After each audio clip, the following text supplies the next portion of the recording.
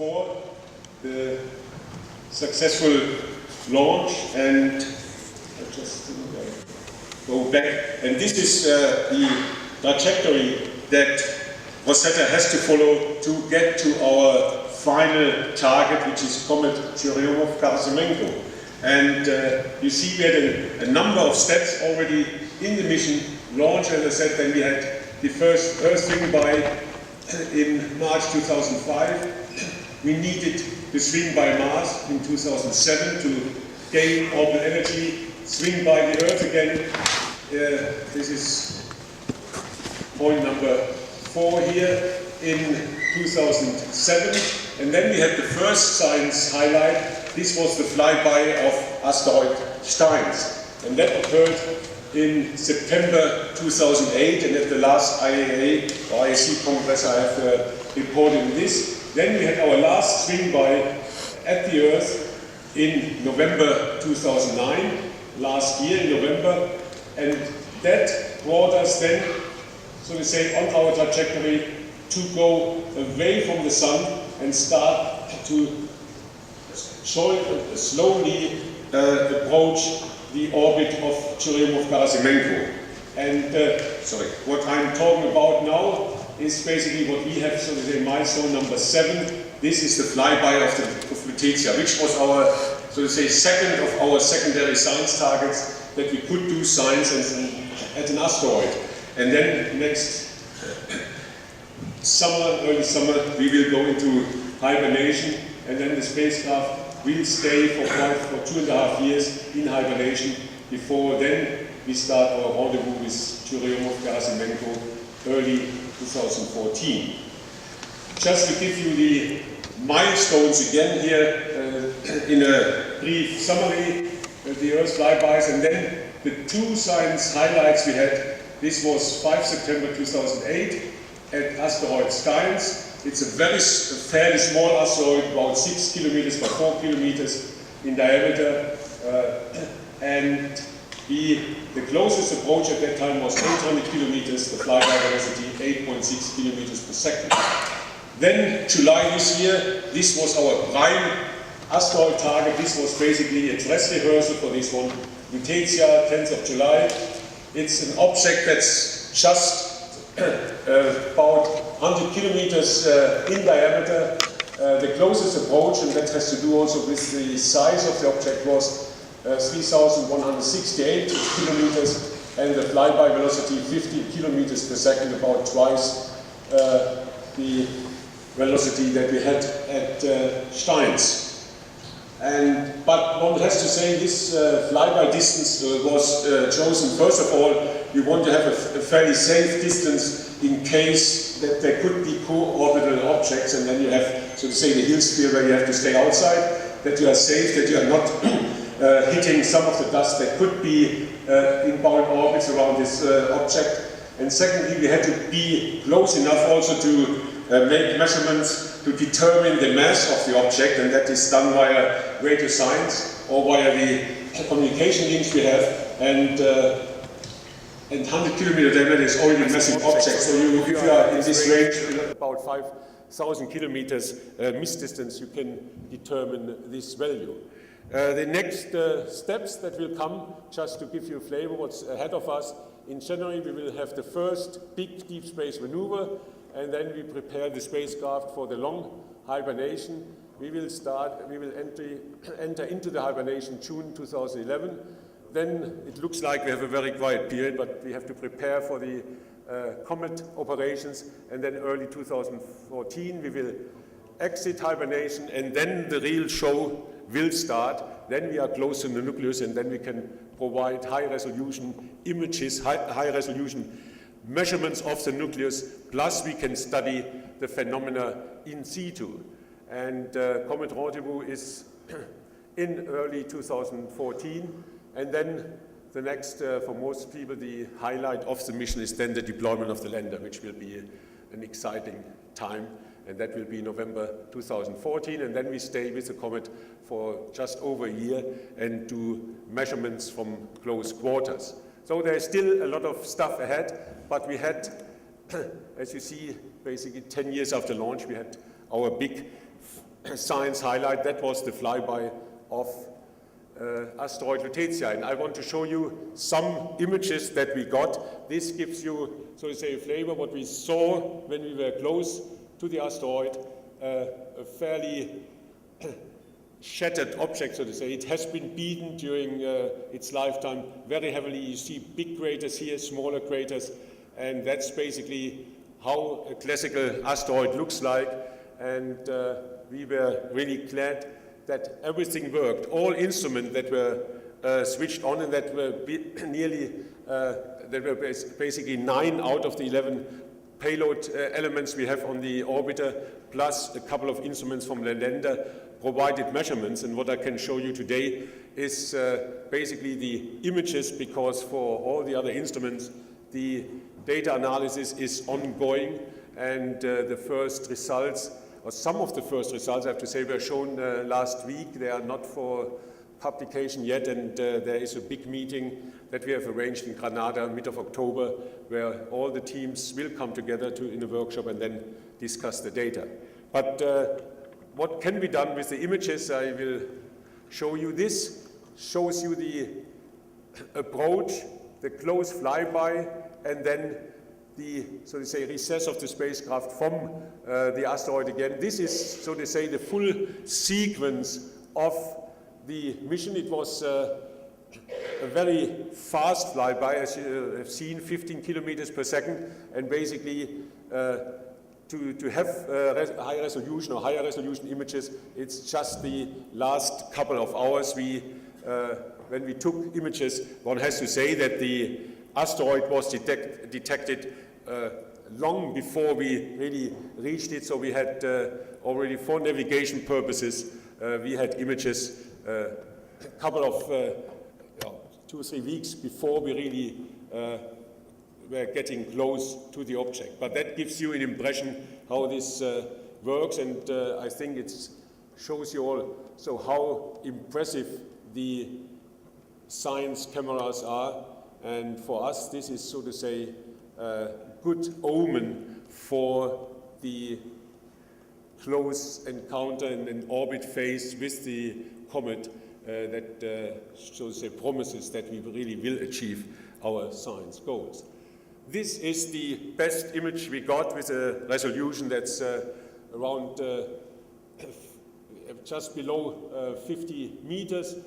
This shows the asteroid, and it was filling the field of view of the narrow angle camera, the high resolution camera from the Osiris instrument. And there you see very nicely all these impact craters and how you could really follow, structures on the surface. These cracks here, it's really fascinating what features you can see, and I believe that my colleague Kawaguchi-san will show you even higher resolution images from the comet, from the asteroid that Hayabusa was observing. But for us, from the flyby, this is really fascinating, also fascinating details we see. And what you can do with these images, and this is really the latest news we have, that was, this work was released last week. It's, we got the data that you will use to really do some very intensive and very detailed surface geomorphology studies. And you see that our colleagues from the Max Planck Institute in Lindau, together with their teammates, this is from the University of, one of the colleagues from the University of Padua, they're really working very hard to, first of all, define all the features you see on the asteroid surface, and then to draw conclusions out of this. And just for the, you see there are faults, fractures, some pit chains, gravitational trenches, gullies, and all these things. So there is a variety of really exciting features, and by studying these in detail, we will learn something about the history of this asteroid, and also can then draw from these conclusions on the role they played, and what we can derive from these measurements for our understanding of the evolution of the asteroids and also for the evolution of the planetary system. If we go on, and these are much higher resolution images, and then really go there, you see that you also can see landslides in some of these craters, and there is work being done, but it's really it was really a surprise to see all these details, to see these landslides, also to see identify boulders that what we can do sizes of 100 meters and slightly smaller, and this will, so to say, lead to quite some interesting results on what happened with Lutetia during its lifetime. And there you see the Sire bar here. This gives you 5 kilometers. And you see we identify also these people. There are a lot of scientists working. This is Richard Meusel from the Max Planck Institute for Solar System Research in Lindau, the home institute of the OSIRIS camera system. Another first results that came out is also to look on the thickness of the regolith on the asteroids, and if you look here, what it's given here, this is the ratio of the diameter and depth of the different craters. This gives you, so to say, an indication of the impact processes. We also see that we have young regions where the craters are completely buried under the regolith blanket. So these has been impacts that happened some time ago, and then they were again buried under regolith. That shows that there have been processing working after these impact craters had been created, and one sees that there are processes, so to say, working throughout the history of the object, how the evolution history. So it's not a one shot that it was created, was bombarded sometime. There are things happening over time, and this will be, so to say, one subject of research that is followed. Then the next step is here you see also reflectance measurements that gives us information on the surface properties, properties of the surface material, and this gives the reflectance over the wavelength. So we have the reflectance spectra, and this will be then compared with the measurements we got from VIRTIS, from the visual infrared mapping spectrometer. We have results which I have received yesterday from our team that has the sub-millimeter spectrometer. They also starting to work on temperature maps. And one problem why it takes so long is not that 10th of July was just in the middle of the holiday season and people went off and didn't do anything. These data, and this is really a team approach. We have now this wonderful imaging data. We have data from the visual infrared mapping spectrometer. We have data from the UV spectrometer and also from MIRO, which is a sub-millimeter spectrometer I just mentioned. And they have to put the data together. We need from the images, we need a shape model of the asteroid.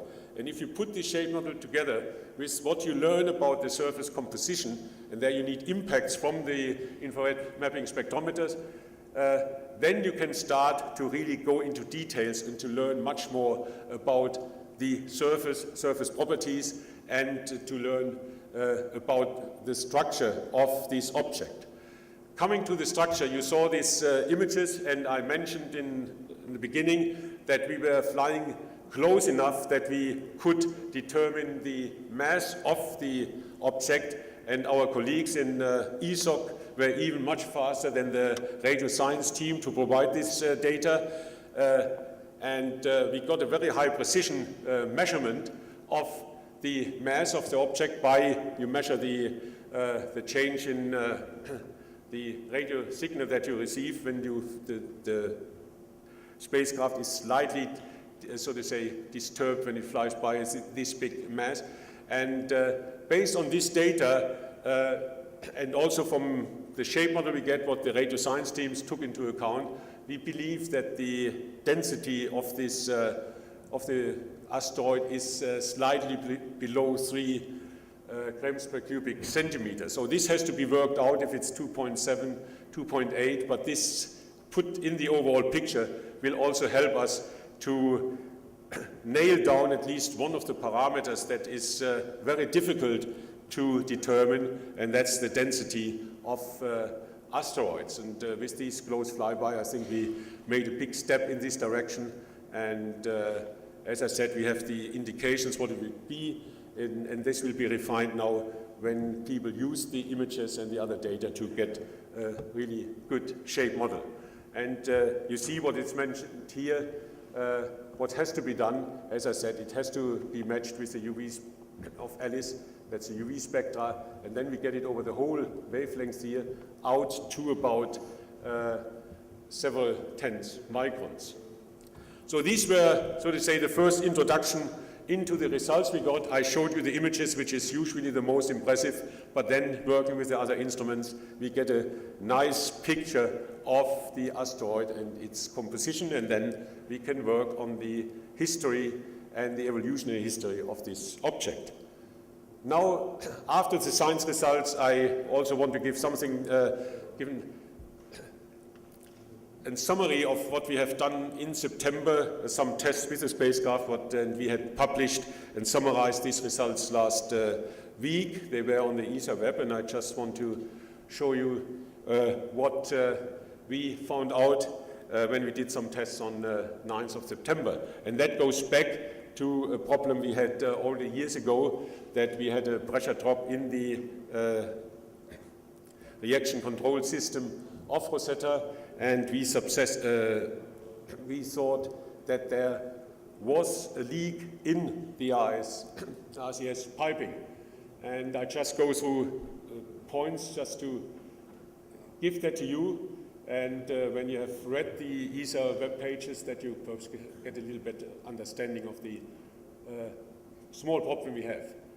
The last part of the Rosetta pressure regulated switchover procedure was performed, as I said, on 9th of September, and that should, so to say, complete the whole test we want to see to isolate the helium leak, and to, unfortunately, and to our surprise at that time, because the first test basically we thought that we could use the redundant system, the leak in this reaction control system is still present, and we can't isolate it.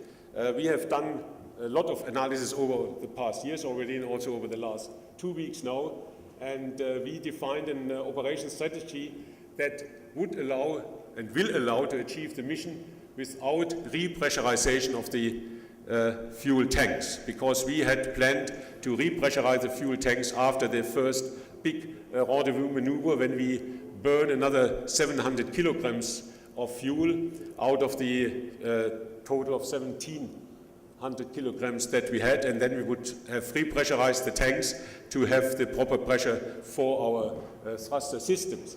And we have done a lot of work over the last couple of years already, because we had this problem detected 2 years ago, basically, and we have made ground tests to characterize the thrusters also at low pressure, below their nominal qualification limit, and our colleagues in ESOC from Flight Dynamics, they have looked in an optimized rendezvous maneuver strategy, and also of a new fuel-optimized thermal control approach for the tanks, really to run these maneuvers at the most favorable conditions, and that included also a certain corridor for the fuel tanks. And we are sure that we can, using and introducing all these measures, that we can achieve our nominal mission without repressurization. And we have decided on the highest management level in our directorate that we will not repressurize the system again, and therefore we will now run the mission in blow-down mode. That reduces a little bit the efficiency of the thruster, but we have enough fuel and we have budgeted for all phases that we can do it in blow-down mode. The only change we will have is that we, after the hibernation, that the rendezvous maneuver, the second one, that we need to synchronize the orbit with the orbit of the comet, that this will be delayed by 1 week. That means the arrival at the comet will be delayed by 1 week, which is still in the uncertainty we anyhow have when we would arrive there. And there is no impact on the comet science operations. And what is very important, we also have not to delay the delivery of the lander. So we will keep this delivery date for the lander in the window that we have already defined, and that's in our nominal mission plan. And with this we can say that we, despite this problem we have, that we will be able to run the nominal mission without any or only very small, so to say, implications for the mission overall. But what is important, what I want to stress here, lander delivery we will do at the time when it was foreseen, and we have enough fuel to also do all the comet science operations that we have planned, and therefore we are confident that we will have a very, very successful mission. And the results I have shown you from the asteroid flyby shows basically that we have a wonderful payload, that the payload is operational now, ready for the comet science, and we can look forward to exciting results, even if we still have to be patient. It takes another couple of years till we are there. Thank you very much.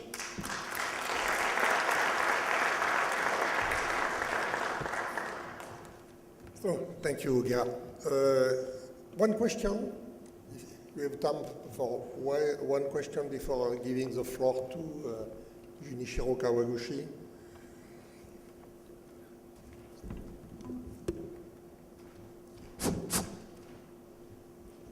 Gerhard, this is a slightly unfair question, but do you get a sense of where the team is leaning towards a C-class or an M-class asteroid?